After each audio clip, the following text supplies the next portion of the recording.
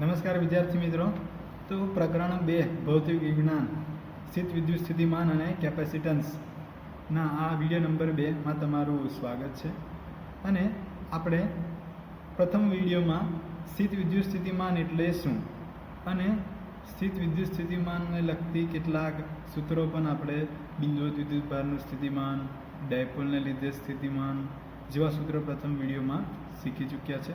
ત્યાર પછી આપણે આ વિડીયો નંબર 2માં કેટલાક સમસ્થિતિમાન પૃષ્ઠો વિશેની માહિતી અને વિદ્યુત સ્થિતિ ઉર્જાના વિશે પણ થોડી ચર્ચા કરીશું. હવે આપણે શરૂ કરીએ આપણું બીજો વિડીયોમાં.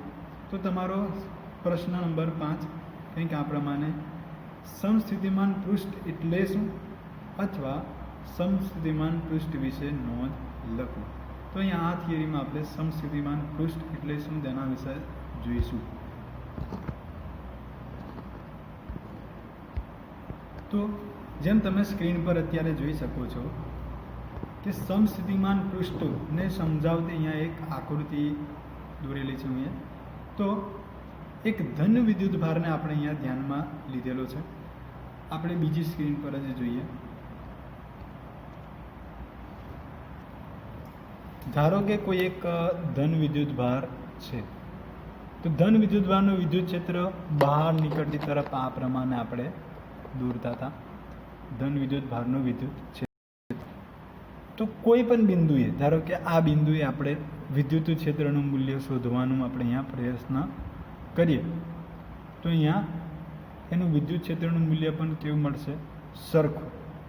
એક અહીંયા જે મળે છે એટલું જ અંતર, આ અંતર જે વિદ્યુત ભારથી અંતર આર, તે જ રીતે જો નીચેના તરફના આર અંતરના બિંદુ ડાબી તરફ, ઉપર તરફ સરખા અંતરે, ત્રિજ્યા કેવી સરખી અંતરે બધાય બિંદુઓ પાસે વિદ્યુત ક્ષેત્ર ઈનું મૂલ્ય કેવું મળે છે? સરખું. જો વિદ્યુત ક્ષેત્ર ઈનું મૂલ્ય આપણને અહીંયા સરખું મળતું હોય તો આ દરેક બિંદુ પાસે વિદ્યુત સ્થિતિમાન કેપિટલ વી નું મૂલ્ય પણ આપણને કેવું મળશે? સમાન મળશે. તો આ પ્રમાણે આર અંતરે આપણે દરેક બિંદુ પાસે, આર અંતરે રહેલા દરેક બિંદુને આપણે આ પ્રમાણે જોડીએ તો એક શું બને? વર્તુળાકાર કે ગોળાકાર રચના, કે ગોળીય કવચ. ખ્યાલ આવે છે? આ ગોળીય કવચ એવું આપણે કહી શકાય. અત્યારે અહીંયા સ્ક્રીન પર આપણે વર્તુળ દેખાય, પણ જ્યારે બિંદુવત વિદ્યુત ભાર તો એને અનુલક્ષીને આપણે આખી ગોળીય કવચ લેવાશે. તો એ જે ગોળીય કવચના દરેક બિંદુ પાસે વિદ્યુત સ્થિતિમાન કેવું મળશે? સરખું. તો કોઈ પણ આવું અંતર હોઈ શકે.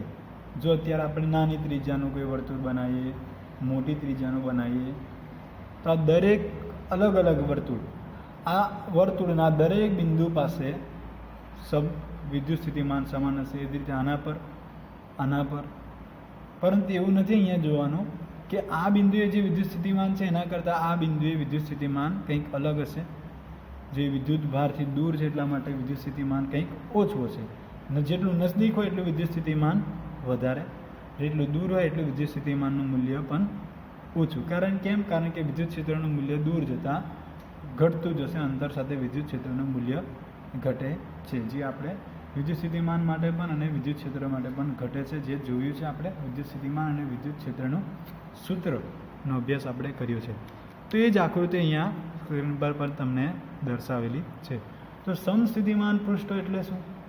કે કોઈ ચોક્કસ અંતરે રહેલું એવું પૃષ્ઠ, વિદ્યુત ભારથી ચોક્કસ અંતરે રહેલું એવું પૃષ્ઠ કે જે પૃષ્ઠ પરના દરેક બિંદુ પાસે વિદ્યુત સ્થિતિમાનનું મૂલ્ય કેવું હશે? એક સરખું હશે. એટલે કે અચળ રહેશે, બદલાશે નહીં, કોઈ કસ રહેશે. તો સ્ક્રીન પર જે આકૃતિ છે આપણે સમજી ચૂક્યા છે. લખાણ જોઈએ. બિંદુવત વિદ્યુત ભાર ક્યુથી, જ્યાં સ્ક્રીન પર દર્શાવ્યો છે એ જ આર અંતરે સ્થિતિમાન વી ઇઝ ઇક્વલ ટુ કે ક્યુ ઓપન આર અનુસાર અપાય. એટલે કે વી ઇઝ પ્રપોર્શનલ ટુ કે ને સાઈડમાં રાખીએ તો પ્રપોર્શનલ ટુ 1 ઓપન આર, જે દર્શાવે છે કે આર અચળ હોય તો વી પણ કેવો રહેશે? અચળ હશે.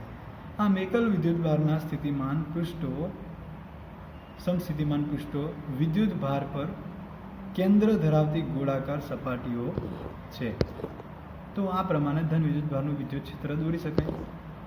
એકલ વિદ્યુત ભારની વિદ્યુત ક્ષેત્ર રેખાઓ વિદ્યુત ભારથી શરૂ થતી અથવા વિદ્યુત ભારમાં અંત પામતી. જો ઋણ વિદ્યુત ભાર હોય તો અંદર તરફ આવતા એટલે અંત પામતી, વિદ્યુત ભારમાં અંત પામતી. ત્રિજ્યાવર્તી રેખાઓ છે જે વિદ્યુત ભાર ધન કે ઋણ હોય તેના પર આધાર રાખે છે. આ ચિત્ર રેખાઓ દરેક બિંદુએ તે બિંદુમાંથી પસાર થતા સમસ્થિતિમાન પૃષ્ઠને લંબ હોય છે. સમસ્થિતિમાન પૃષ્ઠની ચિત્ર રેખાઓ કેવી હોય છે? લંબ હોય છે. જે તમારે ખાસ ધ્યાન આપવાનું, વિદ્યુત ક્ષેત્ર અને સમસ્થિતિમાન પૃષ્ઠ આ બંને એકબીજાને કેવા છે? અહીંયા લંબ છે. તમે અહીંયા સ્ક્રીન પર પણ જોઈ શકો છો. આ વિદ્યુત ક્ષેત્ર આ દિશામાં છે, સમસ્થિતિમાન પૃષ્ઠ આ દિશામાં છે, તો બંને એકબીજાને કેવા થયા? લંબ. અહીંયા પણ લંબ થાય, અહીંયા પણ લંબ થાય. દરેક બિંદુ પાસે જે તમારું સમસ્થિતિમાન પૃષ્ઠ એ વિદ્યુત ક્ષેત્રને કેવું થશે? લંબ થશે. હવે ખૂબ દૂર અંતરે, જેમ આપણે ખૂબ દૂર અંતરે જતા રહીએ તેમ આ સમસ્થિતિમાન પૃષ્ઠો એ એકબીજાને સમતલ હોય તેવો આપણને અહીંયા ભાસ થતો હોય છે. એટલે કે બધાએ દૂર અંતરે સમસ્થિતિમાન પૃષ્ઠોને આપણે કેવા લઈ શકીએ? સમતલ લઈ શકીએ. વક્ર પ્રમાણેના નહીં લેવાય અને સમતલ લઈ શકીએ, કારણ કે એની ત્રિજ્યા પછી ખૂબ જ મોટી હોય છે. તો તમે જેમ સ્ક્રીન પર જોઈ શકો છો તો સમસ્થિતિમાન પૃષ્ઠોને આપણે વિદ્યુત ક્ષેત્રને લંબ આ પ્રમાણે, સમાન વિદ્યુત ક્ષેત્રને લંબ આ પ્રમાણે દર્શાવી શકીએ છીએ. જો ક્ષેત્ર સમસ્થિતિમાન પૃષ્ઠને લંબ ન હોય તો સમાંતર ઘટક કેવો થાય? અશૂન્ય હોય, અને જેથી પરીક્ષણ વિદ્યુત ભાર પર કાર્ય કરવું પડે. હવે આ કાર્ય કરવું પડે એનો મુદ્દો પણ આપણે જોઈએ. તો કાર્ય, કોઈ વિદ્યુત ભારને એક બિંદુથી બીજા બિંદુ પર લઈ જવા માટે કાર્ય કરવું પડે એનો મુદ્દો આપણે જોઈએ અહીંયા. ધારો કે કોઈ વિદ્યુત ભાર આ સમસ્થિતિમાન પૃષ્ઠના આ બિંદુ પાસે છે. આ વિદ્યુત ભારને આ પૃષ્ઠ પરના કોઈ પણ બિંદુ, અહીંયા આ તરફનો આ પૃષ્ઠ પરના કોઈ પણ બિંદુ પાસે તમારે જો લઈ જવું હોય તો એ બધાય બિંદુ પાસે વિદ્યુત સ્થિતિમાન વીનું મૂલ્ય કેવું છે? અચળ છે. અચળ છે એટલે કે સરખું છે. સરખું હોવાથી આ વિદ્યુત ભારને અહીંયા લઈ જવા માટે કે બીજા કોઈ પણ બિંદુ પાસે લઈ જવા માટે કાર્ય કરવું પડતું નથી. એટલે કે કાર્ય બરાબર કેટલું મળશે આપણને? શૂન્ય એવું કહેવાશે. કેમ? કારણ કે જે વિદ્યુત ક્ષેત્ર જે છે એ અચળ છે. એટલે વિદ્યુત ક્ષેત્ર એ સમસ્થિતિમાન પૃષ્ઠને લંબ છે. જો આ લંબ ના હોય, એટલે કોઈ બીજા દિશામાં હોય, તો એનો આ સમાંતર દિશામાં પણ કોઈ ઘટક મળે, કારણ કે આ ખૂણા થીટા મળે એટલે કોસ થીટા કે સાઇન થીટાનો ઘટક આપણને મળશે. અને જો આ ઘટક મળતો હોય તો આ સમસ્થિતિમાન પૃષ્ઠ કહેવાય જ નહીં. એટલે સમસ્થિતિમાન પૃષ્ઠની વ્યાખ્યા જે છે એનું પાલન થશે નહીં, એવું અહીંયા સાદી રીતે આપણે કહી શકીએ. તો જે સમસ્થિતિમાન પૃષ્ઠની વ્યાખ્યાની વિરુદ્ધ છે. સમસ્થિતિમાન પૃષ્ઠ પર સ્થિતિમાનનો તફાવત શૂન્ય હોય છે. સ્થિતિમાન કેવું હોય છે? અચળ હોય છે. તેથી સપાટી પર વિદ્યુત ભારને ગતિ કરવા માટે કોઈ કાર્ય કરવું પડતું નથી. ત્યાર પછીના ટોપિકમાં આપણે જોઈએ વિદ્યુત ક્ષેત્ર અને વિદ્યુત સ્થિતિમાન વચ્ચેનો સંબંધ શું છે. વિદ્યુત ક્ષેત્ર એટલે અને વિદ્યુત સ્થિતિમાન એટલે શું? તો આ બંનેનો સંબંધ હવે આપણે અહીંયા મેળવીશું. તો આ સમજવા માટે આપણે આકૃતિમાં દર્શાવ્યા પ્રમાણે બે સમસ્થિતિમાન પૃષ્ઠો લેવાના છે. તો જે આપણે અહીંયા હું બીજી સ્ક્રીન પર પણ દોરી સમજાવું તમને. ધારો કે બે સમસ્થિતિમાન પૃષ્ઠો આ પ્રમાણેના, એક નીચે તરફ અને એક બીજું ઉપર તરફ. નીચેનું જે પૃષ્ઠ છે એના પરનું વિદ્યુત સ્થિતિમાન આટલું, ઉપરનું વિદ્યુત સ્થિતિમાન ધારો કે વી એના કરતાં થોડુંક વધારે એટલે વી ઇન્ટુ ડેલ્ટા વી. વિદ્યુત ક્ષેત્ર નીચેથી ઉપર તરફ, આપણે સ્ક્રીન પર તમને દેખાશે ત્યાં સુધી દર્શાવીને એરો. વિદ્યુત ક્ષેત્ર નીચેથી ઉપર તરફ, એનો મતલબ એવું કહેવાય કે નીચેનાનું વિદ્યુત સ્થિતિમાન ઓછું અને ઉપરનાનું વિદ્યુત સ્થિતિમાન કેવું? વધારે. અહીંયા હું સ્ક્રીન પર દેખાય એ પ્રમાણે વી ઇન્ટુ ડેલ્ટા વી દર્શાવું છું. આ બંને પૃષ્ઠો એકબીજાથી કેટલા અંતરે આવેલા છે એવું દર્શાવીએ આપણે. ધારો કે ડેલ્ટા એલ. કેટલા અંતરે આવેલા છે દર્શાવીએ? Delta L. સ્ક્રીન પર દેખાય એ પ્રમાણે લખો તો ડેલ્ટા એલ જેટલા અંતરે આવેલા છે. તો આપણે શું કરીશું કે કોઈ વિદ્યુત ભાર કે જે ઉપરના સમતલ પર રહેલો છે, ઉપરના સમસ્થિતિમાન પૃષ્ઠ પર રહેલો છે, એ વિદ્યુત ભારને આપણે નીચેના સમતલ પર લાવવાનો. કેમ? કારણ કે આપણે વિદ્યુત ક્ષેત્રની વિરુદ્ધ દિશામાં કાર્ય કરવાનું. વિદ્યુત ક્ષેત્ર ઉપર છે એટલે વિદ્યુત ભારને આપણે ઉપરથી નીચે તરફ લાવવાનું. વિદ્યુત ક્ષેત્ર ઉપર દિશામાં છે, વિદ્યુત ભારને આપણે નીચે તરફની દિશા લાવવાનું, તો જ આપણે કાર્ય કરવું પડે. જો વિદ્યુત નીચેના સમતલથી ઉપરના સમતલ પર કોઈ વિદ્યુત ભારને લઈ જવો હોય તો આપણે કાર્ય કરવું પડતું નથી. એ વિદ્યુત ભાર વિદ્યુત બળની અસર હેઠળ જાતે જ અહીંયાથી અહીંયા જતો રહેશે. ખ્યાલ આવે છે? તો આપણે વિદ્યુત ભારને ઉપરથી નીચે તરફ આખી વિદ્યુત ભારને લાવવાનો છે. આ પ્રમાણેની આ આકૃતિની અહીંયા સમજૂતી છે. તો આપણે શરૂ કરીએ હવે થિયરી. આકૃતિમાં દર્શાવ્યા અનુસાર એકબીજાની નજીક બે સમસ્થિતિમાન પૃષ્ઠ એ અને બી, નીચેનું એ લઈ લો અને ઉપરનું બી લઈ લો. તો નીચેનાનું પર વિદ્યુત સ્થિતિમાન વી અને ઉપરનાનું વી પ્લસ ડેલ્ટા વી છે.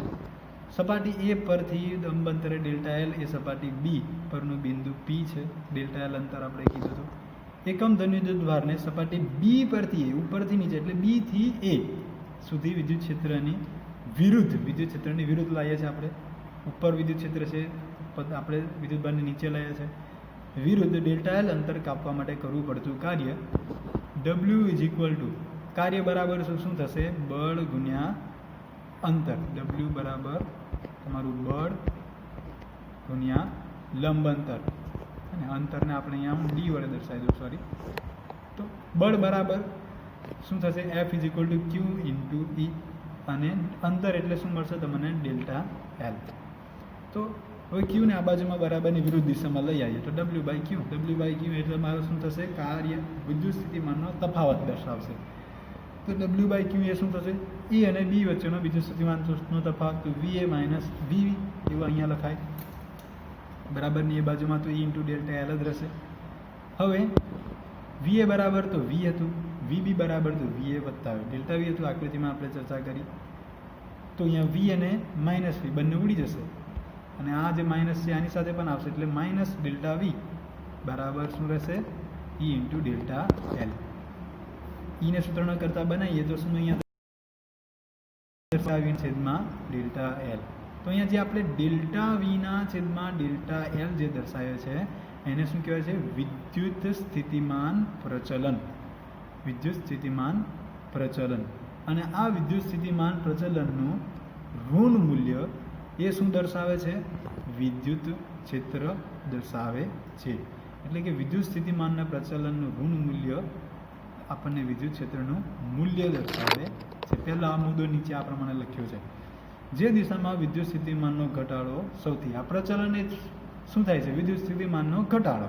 તો જે દિશામાં વિદ્યુત સ્થિતિમાનના પ્રચલન સૌથી વધારે, એટલે કે વિદ્યુત સ્થિતિમાનનો ઘટાડો સૌથી વધારે, એ દિશામાં વિદ્યુત ક્ષેત્ર હોય એવું અહીંયા આપણે આ સૂત્ર પરથી કહી શકીએ.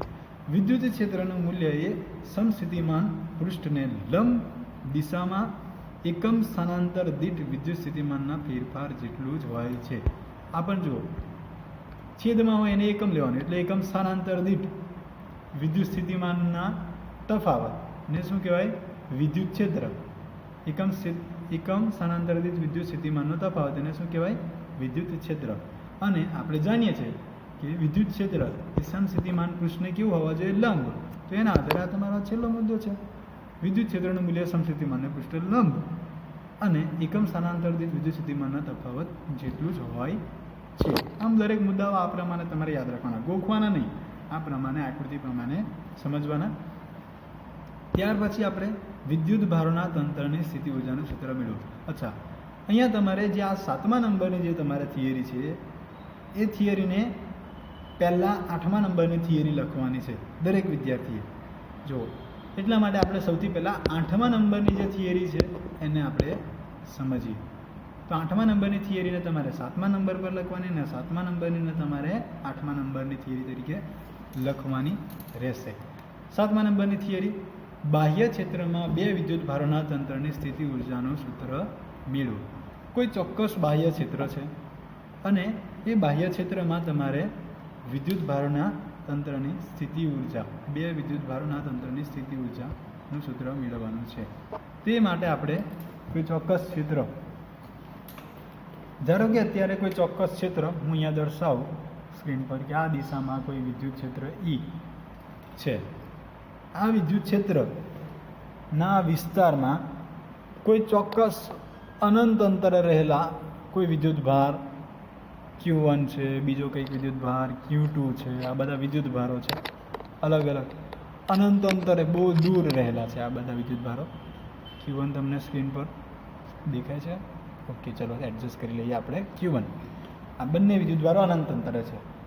એને આ વિદ્યુત જે ક્ષેત્ર છે, ધારો કે આટલા વિસ્તારમાં વિદ્યુત ક્ષેત્ર છે. આ વિદ્યુત ક્ષેત્રમાંના કોઈ બિંદુ P પાસે આ બધા વિદ્યુતભારોને લાવવાના છે, બંને વિદ્યુતભારોને. તો તમારું જે કરવું પડતું કાર્ય હોય એ વિદ્યુત ક્ષેત્રની વિરુદ્ધ આપણે કરવું પડે છે તેવું અહીંયા કહી શકાશે. આપણે પેરેલલ સ્ક્રીનમાં ચાલીએ બંને. તો જુઓ, અહીંયા જે P બિંદુ પાસે આખા વિદ્યુત ક્ષેત્રની અંદર P બિંદુ આવેલું છે, એટલે P બિંદુ પાસે કંઈક વિદ્યુત સ્થિતિમાન હશે. એટલે જે તે તમારું VP અને આ P બિંદુ એ ચોક્કસ અંતરે, ધારો કે ઉગમ બિંદુ અહીંયા એ પ્રમાણે લઈએ અને ઉગમ બિંદુથી આનું અંતર R1 લઈએ, તો એ VPને આપણે VR1 RP બિંદુ પાસેનું વિદ્યુત સ્થિતિમાન VR1 તરીકે દર્શાવી શકીએ. તો કરવું પડતું કાર્ય કોને આપણે લાવવાનો? Q1 વિદ્યુતભારને લાવવાનો P બિંદુ પાસે. તો કરવું પડતું કાર્ય એટલે શું? વિદ્યુતભાર Q1 ગુણ્યા જે તે બિંદુનું વિદ્યુત સ્થિતિમાન, એટલે વિદ્યુત સ્થિતિમાનનો ગુણાકાર કરવાનો. કારણ કે અહીંયા વિદ્યુત ક્ષેત્ર છે અને એની અંદર આપણે લાવીએ છીએ, એટલા માટે આપણે અહીંયા વિદ્યુત VR1 એ પ્રમાણે અહીંયા લખવું પડશે. એટલે જે તે કરવું પડતું કાર્ય કયું? W1 એ આ પ્રમાણે તમને મળશે. હવે જો વિદ્યુત ક્ષેત્ર પહેલાં હોય જ નહીં, તો જો વિદ્યુત ક્ષેત્ર આ હોય જ નહીં તેવા કેસમાં શું થશે કે VR1 શું હશે? મૂલ્ય શું હશે તેનું? 0. એટલે જો પહેલાં વિદ્યુત ક્ષેત્ર ના હોય, આ વિદ્યુત ક્ષેત્ર ના હોય, તો આ કરવું પડતું કાર્ય W1 બરાબર શું થાય? 0. અને આ વિદ્યુત ક્ષેત્ર છે એટલે W1 આપણને કેટલું મળશે? Q1 × VR1. અહીંયા સ્ક્રીન પર પણ નહીં તમને દેખાતું એ VR1 એવું છે, એવું પ્રમાણે તમે લઈ લેશો. હવે બીજી વખતે જ્યારે અહીંયા આપણે શું કર્યું? પહેલાં એક વિદ્યુતભારને VP1 પાસે લઈ આવ્યા, આ P બિંદુ પાસે એક વિદ્યુતભારને Q1ને અહીંયાથી અહીંયા લઈ આવ્યા છે. હવે બીજી વાર આપણે શું કરવાનું છે? આ Q2 વિદ્યુતભારને અહીંયા લાવવાનું. તો તે સમયે વિદ્યુત સ્થિતિમાન કયું હશે? એક તો આ P બિંદુ પાસેનું વિદ્યુત સ્થિતિમાન કોના લીધે? વિદ્યુત ક્ષેત્રના લીધે વિદ્યુત સ્થિતિમાન છે, એ તો છે જ. હવે બીજું પણ એક વિદ્યુત ક્ષેત્ર હશે, કોનું? Q1 વિદ્યુતભારનું. એ વિદ્યુતભાર પણ અહીંયા પહેલેથી આવી ગયો છે એટલે એનું પણ વિદ્યુત ક્ષેત્ર હશે. તો એ બીજા વિદ્યુતભારનું પણ વિદ્યુત ક્ષેત્ર આપણે ધ્યાનમાં લેવાનું રહેશે. તો એ ખરેખર એને પણ આપણે આ વિદ્યુત ક્ષેત્રમાંનું બીજા બિંદુએ લાવ્યા ત્યારે ધારો કે આપણે તે બિંદુ પાસે તો બીજાને ત્યાં તો ના ગોઠવી શકીએ, થોડોક દૂર ગોઠવવો પડે અને એનો પણ સ્થાન સદિશ આપણે R2 વડે દર્શાવવો પડે, બીજો કોઈ. તો એના માટેનું જે કાર્ય જે છે આ પ્રમાણે લખાય W2 બરાબર Q2 × VR2. એને ત્યાં તે બિંદુ પાસે ના લાવાય, આપણે થોડાક તો આપણે દૂર રાખવો પડે. એને એક જ બિંદુ પાસે એક જ ખુરશી પર બે માણસો ના બેસી શકે, કોઈને પણ ખ્યાલ હોય. તો એ જ રીતે અહીંયા Q2 × VR2 આ પ્રમાણે અહીંયા લખાય. પણ બીજું પણ એક કાર્ય અહીંયા લખવું પડે આપણે, જે ત્રીજું એ કયું? કે આપણે Q1 વિદ્યુતભાર છે એના વિદ્યુત ક્ષેત્ર તો હશે ને, એ પહેલેથી આપણે લઈ આવ્યા છે અને એ વિદ્યુત ક્ષેત્રની વિરુદ્ધ પણ આપણે Q2ને લાવવાનો છે, એટલે એનું પણ કાર્ય થશે. અને એ કાર્ય પણ તમારે કઈ રીતે દર્શાવવું પડશે તમે અહીંયા સ્ક્રીન પર જોઈ શકો છો. સોરી, આપણે જરા એડજસ્ટ કરીએ. તો એ કાર્ય આ પ્રમાણે લખાશે, દેખો કે Q1 Q2 ના છેદમાં R12. તો આ જે છે એ પેલું બળનું સૂત્ર કે Q1 Q2 ના છેદમાં R12 એ પ્રમાણે જ અહીંયા દર્શાવાશે. R12 એ કેવી રીતના દર્શાવાય છે ને એના વિશે પણ આપણે હવે અહીંયા ચર્ચા કરીશું. આગળની આ થિયરીની અંદર એની આકૃતિ નથી, પણ જે પહેલા થિયરીમાં આકૃતિ છે એમાં તમને આ R12 દર્શાવ્યું છે. એટલે કે આ જ આકૃતિ તમારે પહેલી થિયરીમાં પણ દોરી દેવાની, 8મા નંબરની થિયરીમાં પણ દોરવાની રહેશે. હવે પહેલાં તો આપણે પૂરું જ કરી લઈએ. W1, W2 અને W3 ત્રણ આપણને કાર્યો મળ્યા છે, જે અહીંયા મોટી સ્ક્રીન પર પણ તમે, બીજી સ્ક્રીન પર પણ તમે જોઈ શકો છો. W1, W2 અને W3 આ બધાય કાર્યોને હવે બેઝિક સરવાળો કરવાનો સાદી રીતે, જેમ આપણે નોર્મલી સરવાળો કરતા હોઈએ છીએ. શું કરીએ આપણે? આ પ્રમાણે સરવાળો કરીએ. તો એ બે વિદ્યુત ભારોના તંત્રની શું કરે છે? બે વિદ્યુત ભારોના તંત્રની સ્થિતિ ઉર્જાનું સૂત્ર ક્યારે? બાહ્ય વિદ્યુત ક્ષેત્રમાં. હવે આપણે શું કરવાનું છે? આના પછીની જે થિયરી એટલે જે 7મા નંબરની છે અને 8મા નંબર પર આપણે લાવીએ છીએ એ થિયરીમાં બાહ્ય વિદ્યુત ક્ષેત્ર નથી. ધારો કે બાહ્ય વિદ્યુત ક્ષેત્ર નથી તો કેવી રીતના? વિદ્યુત ભારોના તંત્રની સ્થિતિ ઉર્જાનું સૂત્ર. અહીંયા અત્યારે બાહ્ય વિદ્યુત ક્ષેત્રની અસર નથી તો તેવા તંત્રની સ્થિતિ ઉર્જાના સૂત્રમાં કેવી રીતના મેળવાશે એ આપણે જોઈશું. તો બે વિદ્યુત ભારોના તંત્રની સ્થિતિ ઉર્જા તેમના ગુણાકારના સમપ્રમાણમાં અને તેમની વચ્ચેના અંતરના વેગના વ્યસ્ત પ્રમાણમાં હોય છે. એટલે આમ જોઈએ તો આ થિયરી જ પહેલાં લખાય, પરંતુ તમારે સમજણ માટે તમે પેલી જે થિયરી જે છે એને પહેલાં લખો તો વધારે સારું રહેશે. એની જે W3 આપણે જે મેળવ્યું કાર્ય 3જા નંબરનું એનું સૂત્ર એ આ નિયમ પ્રમાણે આવશે કે બે વિદ્યુત ભારોના તંત્રની સ્થિતિ ઉર્જા એ તેમના મૂલ્યોના ગુણાકારના સમપ્રમાણના અને તેમની વચ્ચેના અંતરના વ્યસ્ત પ્રમાણ તેમની વચ્ચેના અંતરના વ્યસ્ત પ્રમાણમાં હોય છે. અંતરના વર્ગના એવું નથી આવશે, ખ્યાલ યાદ રાખજો. Q1, Q2 અને Q3 ત્રણ વિદ્યુત ભારો એકબીજાની વચ્ચેનું અંતર R12, R13, R1, R23. હવે આ જે આકૃતિ જે છે એને તમારે ખાસ ધ્યાનમાં લેવાનું છે. અહીંયા આ ત્રણેય વિદ્યુત ભારો છે એ શરૂઆતમાં અનંત અંતરે હતા. ધારો કે Q1, Q2 અને Q3 આ ત્રણ જે મેં ડોટ દર્શાવ્યા છે એ જગ્યાએ અનંત અંતરે, કેટલા અંતરે? ઇન્ફિનિટી એટલે કે અનંત અંતરે હતા. અને ત્યાંથી આપણે આ Q1 વિદ્યુત ભારને પહેલાં અહીંયા લાવ્યા, એટલે કે ધારો કે આનું P બિંદુ Q1નું બિંદુ જે છે એને P દર્શાવી દો, P. પછી બીજો વિદ્યુત ભાર છે એને આપણે Q2 પર લાવ્યા, અને આપણે Q બિંદુ પાસે Q2 ને લાવ્યા એવું દર્શાવી દો. ત્રીજો વિદ્યુત ભાર છે એને આપણે લાવ્યા R બિંદુ પાસે, એને આપણે દર્શાવી દઈએ છીએ અત્યારે R બિંદુ તરીકે. તો આમ અનંત અંતરેથી આ બધા વિદ્યુત ભારોને શરૂઆતમાં લાવીએ છીએ. તો સમજીએ સૌથી પહેલાં જે ત્રણેય વિદ્યુત ભારો છે આપણી પાસે એમાંથી જ્યારે Q1 ને લાવીએ તો શરૂઆતમાં તો કોઈ બાહ્ય વિદ્યુત ક્ષેત્ર છે નહીં. એટલા માટે જે કરવું પડતું કાર્ય જે છે એ વિદ્યુત ક્ષેત્ર ન હોવાથી એમાં વિદ્યુત સ્થિતિમાનનો પણ વિરોધ ના થશે. એટલે Q1 વિદ્યુત ભારને અહીંયાથી Q1 અહીંયા એટલે કે P બિંદુ પાસે લાવવા માટે કરવું પડતું કાર્ય કેટલું મળશે? 0. પરંતુ હવે જ્યારે Q1 ને P બિંદુ પાસે લઈ આવ્યા ત્યાર પછી જ્યારે આપણે Q2 ને લાવશું ત્યારે અહીંયા પહેલેથી વિદ્યુત ભાર Q1 છે અને એના વિરુદ્ધ આપણે Q2 ને લાવવાનું. Q1 વિદ્યુત ભારનું વિદ્યુત ક્ષેત્ર હશે, હવે એના વિરુદ્ધ લાવવાનું છે. એટલે એનું વિદ્યુત સ્થિતિમાન કેવી રીતના લખાશે? આ નિયમ પ્રમાણે, એટલે કે Q1 Q2 એના છેદમાં R. આ કેટલા અંતરે લાવ્યા? R12 એટલે R12. આ કયું કાર્ય થશે? W2. એ જ રીતે ત્યાર પછી આ Q3 ને જે તે R બિંદુ પાસે જ્યારે લાવીએ તો એ બંને વિદ્યુત ભારો કયા કયા વિદ્યુત ભારો? Q2 અને Q1 આ બંનેના વિરુદ્ધ લાવીએ છીએ આપણે આ Q3 ને.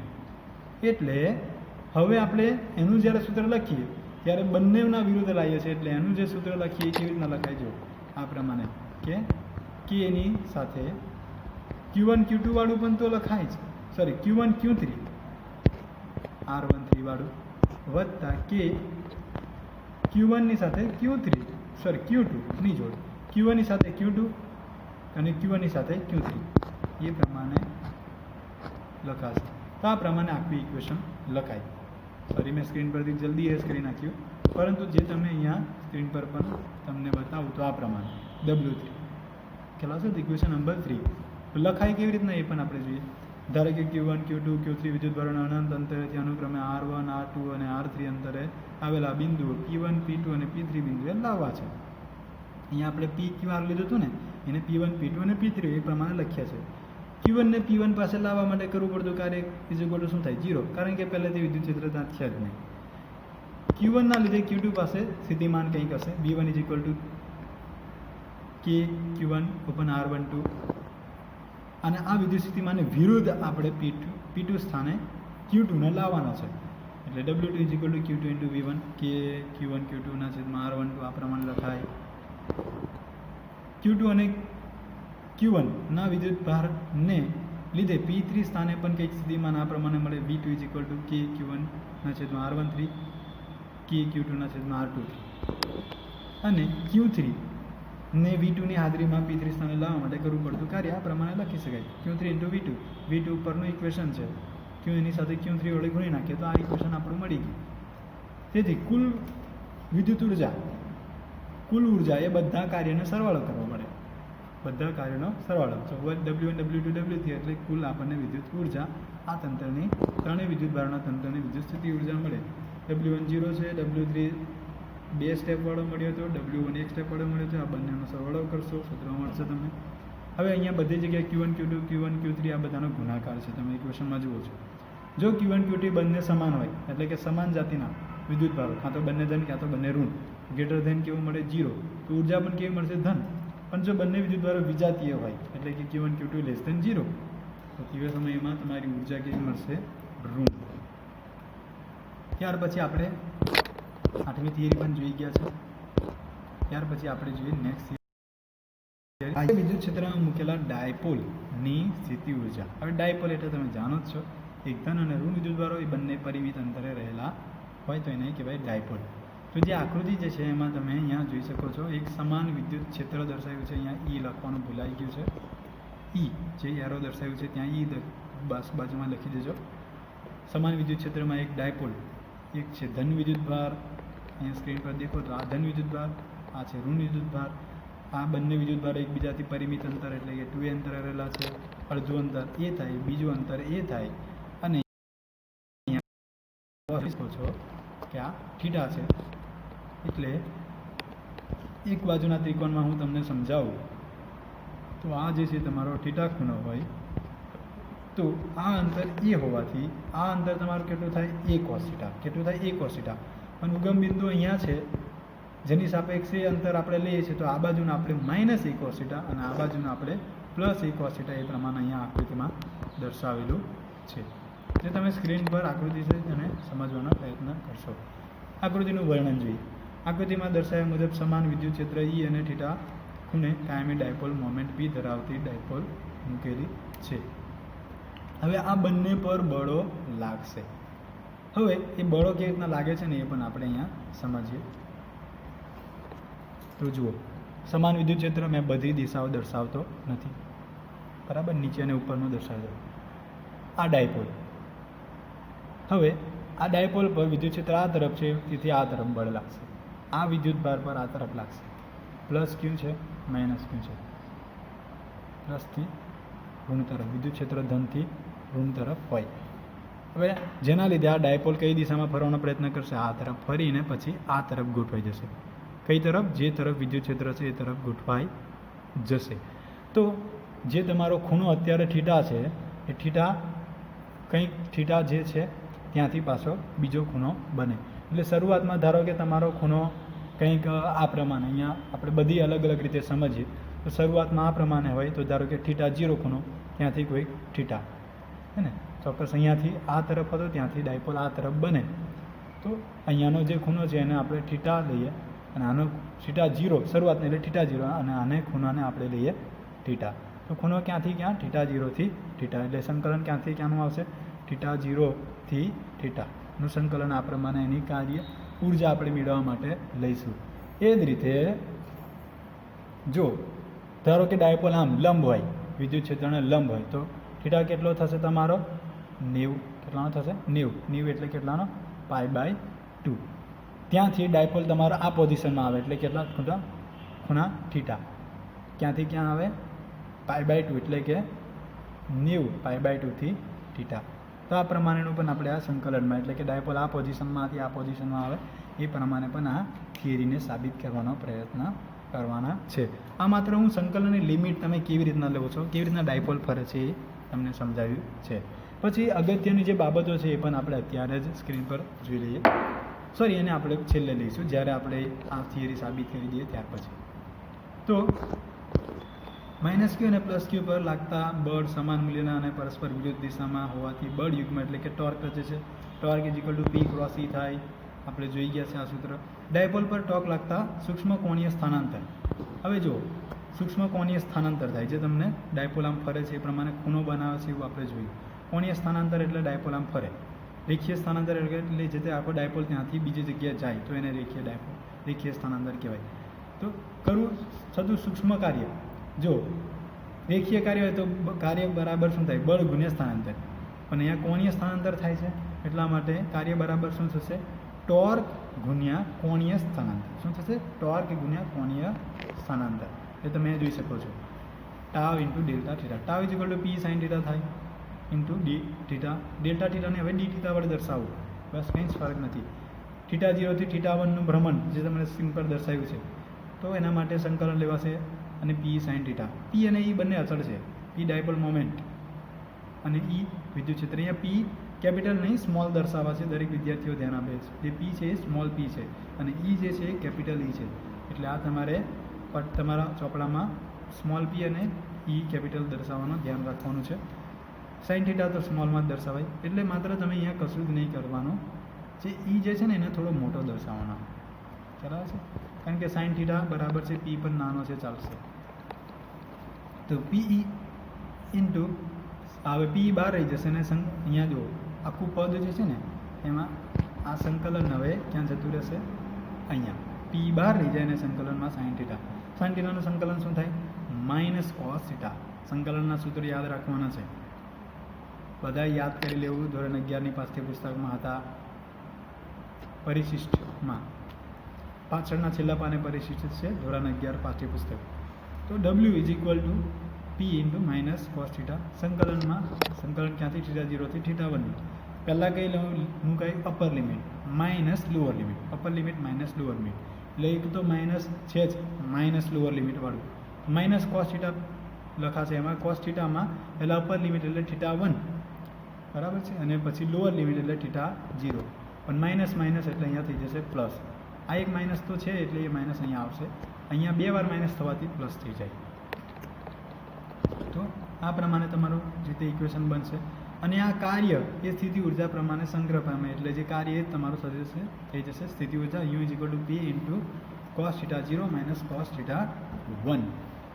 હવે જો થીટા ઇઝ ઇક્વલ ટુ π/2 હોય અને ત્યાંથી થીટા 1 બરાબર થીટા થાય, જે તમને હું સ્ક્રીન પર પહેલાં સમજાઈ ચૂક્યો, તો u is equal to p into cos theta π/2 લેવાનો અને માઇનસ થીટા 1 એ પ્રમાણે લેવાનો. તો કોસ π/2 એટલે શું થાય? 0.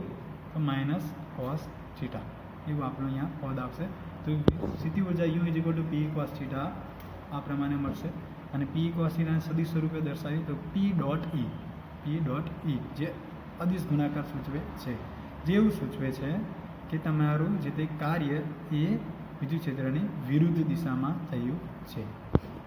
હા, આ અગત્યના મુદ્દા હતા આપણા સમતોલન સ્થિતિ અને અસ્થાયી સમતોલન સ્થિતિ વિશેની ચર્ચાના. તો એ પણ આપણે સમજીએ. તો જો જ્યારે વિદ્યુત ક્ષેત્ર આમ હોય અને ડાયપોલનો ધન વિદ્યુત ભાર આ ઋણ છેડો છે, તો એના તરફનો ધન વિદ્યુત ભાર આવી જાય. ઋણ છેડા તરફ ધન વિદ્યુત ભાર અને ધન છેડા તરફ ઋણ વિદ્યુત ભાર આવી જાય, તો આ ડાયપોલની ચાક માત્રા ખ્યાલ આવે છે? ડાયપોલની ચાક માત્રા અને વિદ્યુત ક્ષેત્ર પરસ્પર વિરુદ્ધ દિશામાં થઈ ગયા કહેવાય. ડાયપોલની ચાક માત્રા આમ અને વિદ્યુત ક્ષેત્ર આમ, તો આવી પરસ્પર વિરુદ્ધ દિશામાં થઈ જાય તો આ ડાયપોલ જે તે પોઝિશનમાં સ્થિર થઈ જશે અને આને કહેવાશે સમતોલન સ્થિતિ. હે ને? ખ્યાલ આવશે? પરંતુ આ સમતોલન સ્થિતિના પણ 2 પ્રકાર છે. હું સ્ક્રીન પર તમને બતાવ્યું તો સ્થાયી સમતોલન સ્થિતિ. તો આ જે છે કેવી થઈ જશે? તમારી સ્થાયી. હવે બીજી પણ આડું થઈ જાય, જેમ વિદ્યુત ક્ષેત્ર છે એ દિશામાં આડું થઈ જાય તો એને સમતોલન કહેવાય. પરંતુ જો ધનના છેડામાં ઋણ અને ઋણ બાજુના છેડામાં ધન બાજુમાં ઋણ અને ઋણ બાજુમાં ધન આવું આવી જાય ડાયપોલના વિદ્યુત ભારો, તો એ સ્થાયી કહેવાય. પરંતુ આ તરફ ધન બાજુમાં ધન અને ઋણ બાજુમાં ઋણ આવું જો ડાયપોલના વિદ્યુત ભારો ગોઠવાય તો આ ડાયપોલની ચાક માત્રા પી એ આમ હશે અને વિદ્યુત ક્ષેત્ર પણ આમ હશે, બંને એક જ દિશામાં હશે. તો આવી પરિસ્થિતિમાં ડાયપોલ કહેવાય. તો એ સ્થાયી નહીં પણ કેવી? અસ્થાયી સમતોલન સ્થિતિ તમારી કહેવાશે. જ્યારે બંને સમાન દિશામાં ડાયપોલની ચાક માત્રા, તો આ ઇક્વેશનમાં તમારી ઉર્જા શું આવે? પી. બરાબર છે ને? બંને સમાન દિશામાં છે એટલે માઇનસ મૂકવાની જરૂર નથી. ખ્યાલ આવે છે? પી એ પ્રમાણે જો અસ્થાયી સમતોલનમાં આ સૂત્ર આ થાય અને જ્યારે સ્થાયી સમતોલનમાં એટલે કે આ માઇનસ અને આ પ્લસ, ત્યારે અહીંયા શું આવશે માઇનસ, અને તે સમયે તમારું સમતોલન કેવું થશે સ્થાયી સમતોલન. તો બંને એક સરખું છે. આકૃતિમાં પણ તમારે આ પ્રમાણે ડાયપોલ ગોઠવાય છે એ તમારે અહીંયા સમજવું જોઈએ. તો જે તમને સ્ક્રીન પર દર્શાવ્યું છે, સમાંતર હોય તો ઈને સમાંતર હોય તો સ્થાયી, માઇનસ ઈને સમાંતર એટલે વિરુદ્ધ દિશામાં હોય તો અસ્થાયી સમતોલન. ખૂણો ક્યારે 0 બને અને 180 બને એ તમે આકૃતિમાં સમજી શકો છો. એકબીજાને લંબ હોય ત્યારે, લંબ એટલે પણ તમે સ્ક્રીન પર મેં તમને દર્શાવી, એકબીજાને લંબ હોય ત્યારે 90 નો ખૂણો બને તો કેવી જે અસમતોલન સ્થિતિ, અહીંયા તમારે સ્ક્રીન પર અહીંયા જે અસમતોલન સ્થિતિ દર્શાવે છે એવી રીતના તમારે લેવાનું છે. તે સ્થિતિમાં અહીંયા તમે કાં તો અસમતોલન સ્થિતિમાં છે એવું નહીં લખશો, પણ સમતોલન સ્થિતિમાં નથી, માં રહેશે નહીં કે માં નથી, એ પ્રમાણે તમારે લખી લેવાનું છે. અહીંયા થોડી આ જે છે એ કરેક્શન છે નહીં. તો જે તે પરિસ્થિતિમાં સમતોલન સ્થિતિમાં ડાયપોલ રહેશે નહીં. સુવાહકોના વિદ્યુતશાસ્ત્રને લગતા અગત્યના પરિણામો અથવા સુવાહકોના વિદ્યુતશાસ્ત્રને લગતા ગુણધર્મો. તો આ જે છે એ સુવાહકનું સ્થિત વિદ્યુતશાસ્ત્ર છે. હવે વાસ્તવમાં આપણે જોઈએ તો આ થિયરીને અહીંયા જે તે તમારા પરીક્ષાના અનુલક્ષીને જેટલી જરૂરિયાત છે એટલા જ મુદ્દાઓને ધ્યાને લઈને એ પ્રમાણેનું જ વર્ણન કરેલું છે, એટલું જ લખાણ લખેલું છે. પરંતુ તમારે પાઠ્યપુસ્તકને ખાસ ફોલો કરવાની છે, કારણ કે આ થિયરીમાંથી મોટા ભાગે MCQ પ્રકારના પ્રશ્નો હોય છે. એટલે કે તમારે પાઠ્યપુસ્તકમાંથી જોઈને દરેક બાબતો અહીંયા સમજવાની પણ રહેશે. એટલે આ થિયરી આપણે શરૂ કરીએ છીએ તે પહેલાં જ હું તમને કહી દઉં કે તમારી પાઠ્યપુસ્તક તમારી સાથે લઈને તમે બેસી શકો છો અત્યારે. તો સુવાહકોના સ્થિત વિદ્યુતશાસ્ત્રને લગતા અગત્યના પરિણામો અથવા તો સુવાહકોના સ્થિત વિદ્યુતશાસ્ત્રને લગતા અગત્યના ગુણધર્મો જણાવો. તો કોઈ પણ સુવાહક ધાતુનો ગોળો તમે લઈ શકો, તો ધાતુના ગોળાને આપણે કે અનિશ્ચિત આકારનો કોઈ પણ ધાતુનો ગોળો એવું આપણે લો, તો એ ગોળાના અનુલક્ષીને આપણે આ બાબતો અત્યારે સમજીશું. હવે સુવાહકની અંદરના ભાગમાં સ્થિત વિદ્યુત ક્ષેત્ર શૂન્ય હોય છે. આ પણ આપણે બાબતો સમજીએ. સૌથી પહેલાં તો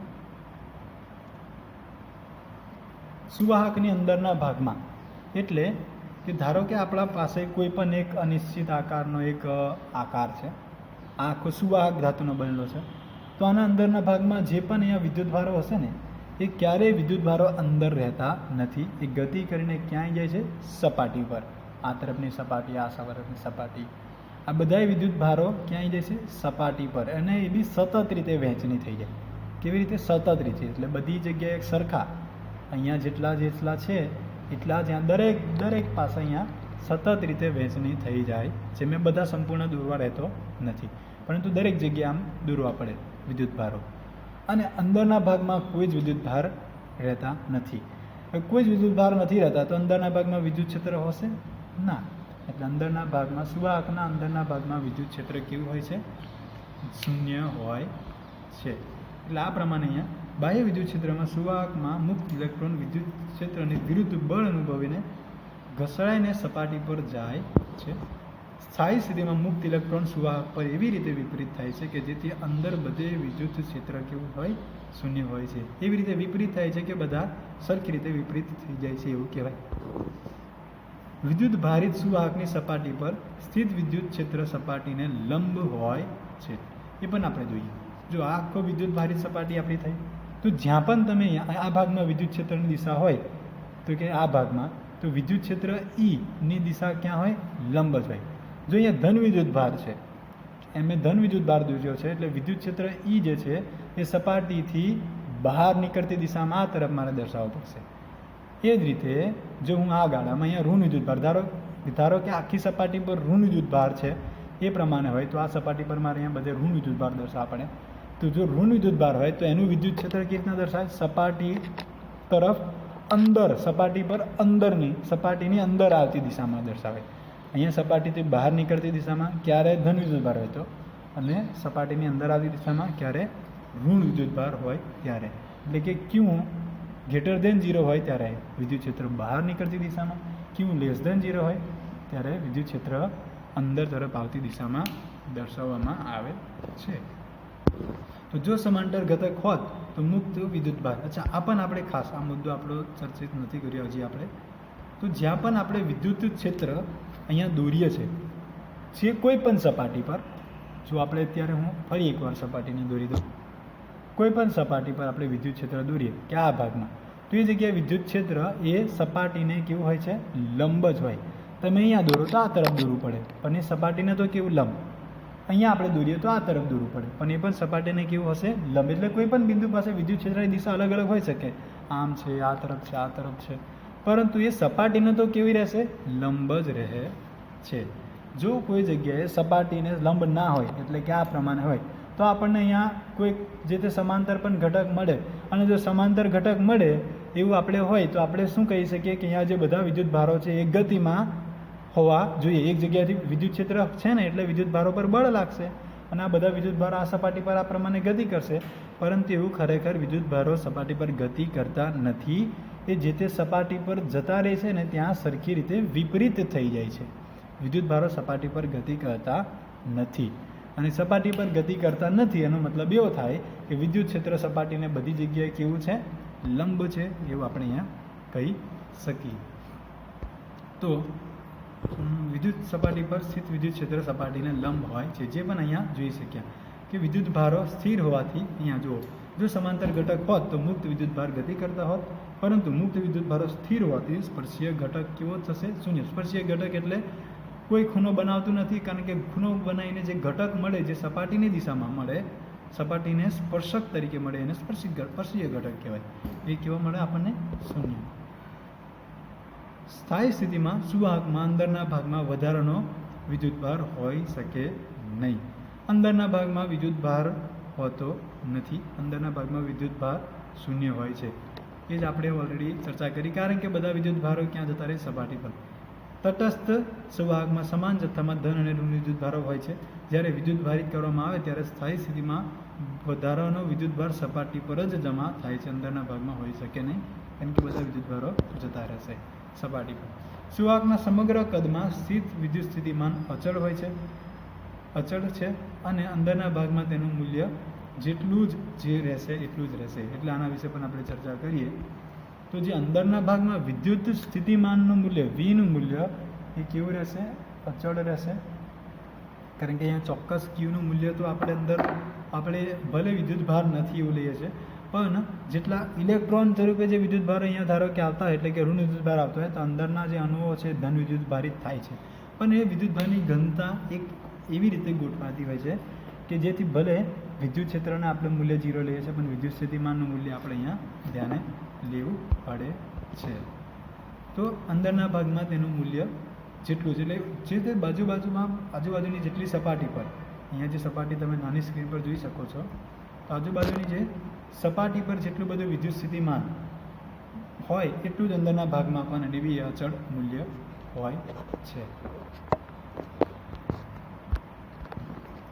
ત્યાર પછી વિદ્યુત ભારિત સુવાહકની સપાટી પર વિદ્યુત ક્ષેત્ર E એ sigma upon epsilon 0 into unit vector n વડે દર્શાવે છે. આ મુદ્દાને તમે તમારી પાઠ્યપુસ્તકમાં પણ સાથે સાથે જોવાની છે. તો પાઠ્યપુસ્તકમાં આ મુદ્દામાં તમને આકૃતિ નંબર 2.17 છે, તેની બાજુમાં સૂત્ર પણ દર્શાવ્યું છે કે વિદ્યુત ક્ષેત્ર E નું મૂલ્ય તમને E બરાબર આ પ્રમાણે દર્શાવેલું છે, માનાંકમાં સિગ્મા એટલે કે વિદ્યુતભારની પૃષ્ઠ ઘનતા ના છેદમાં એપ્સિલોન 0, આ પ્રમાણે એને મૂલ્યને દર્શાવાશે, અને સદિશ સ્વરૂપે જે તમે સ્ક્રીન પર જોઈ શકો છો એ પ્રમાણે દર્શાવાય છે. જે બાબતો તમે પાઠ્યપુસ્તકનો સહારો લઈ અને પણ તમારે આ સમજવાનું રહેશે. કોઈપણ સુવાહકની બાખોલની અંદરના ભાગમાં વિદ્યુત ક્ષેત્ર શૂન્ય હોય છે, એટલે કે ઇલેક્ટ્રોસ્ટેટિક શિલ્ડિંગ કહેવાય છે. આ ઘટના તમારે વાસ્તવમાં તમે અગાઉના પણ ક્યારેક ધોરણમાં, મને લાગે છે ત્યાં સુધી ધોરણ 10માં ઇલેક્ટ્રોસ્ટેટિક શિલ્ડિંગ વિશે ભણી ચૂક્યા છો. ઇલેક્ટ્રોસ્ટેટિક શિલ્ડિંગ એટલે શું? કે જે અંદરના ભાગમાં આ પ્રમાણે કોઈ પણ ધાતુનો ભાગ હોય તો એ પોલો ધાતુનો ભાગ છે એવું લઈએ તો બધોય જે વિદ્યુત ભાર છે ને એ બધો સપાટી પર જ જમા થઈ જાય છે. અહીંયા ઋણ વિદ્યુત ભાર હું દર્શાવું તો બધા સપાટી પર જમા થઈ જાય છે, પરંતુ અંદરના ભાગમાં ક્યુ બરાબર 0 હોય એટલે વિદ્યુત ભાર આપણને હોતો નથી. એટલે જો વિદ્યુત ભાર જ નથી તો અંદર વિદ્યુત પ્રવાહ પણ રચાશે નહીં, વિદ્યુત પ્રવાહની કોઈ દિશા હોશે નહીં. એટલે કે વિદ્યુત પ્રવાહ I પણ નથી. જો વિદ્યુત પ્રવાહ નથી તો અંદરના ભાગમાં આપણને કરંટ, વિદ્યુત પ્રવાહ નથી એટલે કે કરંટ નથી.